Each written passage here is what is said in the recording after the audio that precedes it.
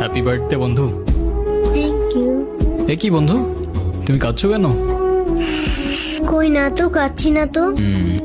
Wait, দেখো, এ নাও বন্ধু, একটু মিষ্টি মুখ করে নাও। আপনি আবার আসছেন?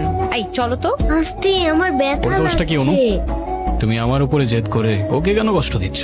আমার মেয়ে আমার যা খুশি তাই বলবো, আপনি বলার কি? আর কেনই বা আসছেন এখানে? কেউ না, আমি আর কখনো আসবো না। চলে যাচ্ছি আমি এই শহর ছেড়ে, বহু দূরে। এমনিতেও এই শহরে আপন বলতে তেমন কেউ নেই আমার। শুধুমাত্র শেষবারের জন্য আমার ছোট্ট বন্ধুটাকে দেখতে এলাম। তবে যাবার আগে তোমাকেও কিছু কথা বলার ছিল। বলো। বাবা মা থাকতেও তাদের ভালোবাসাটা কখনো পাইনি আমি।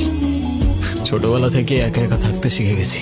আমার মতো যারা আছে না, তারা নিজের কষ্টটা কখনো বলে বুঝাইতে পারে না। তবে আমি যখন আয়রার দিকে তাকাই না, তখন আমি আমার ছোট্ট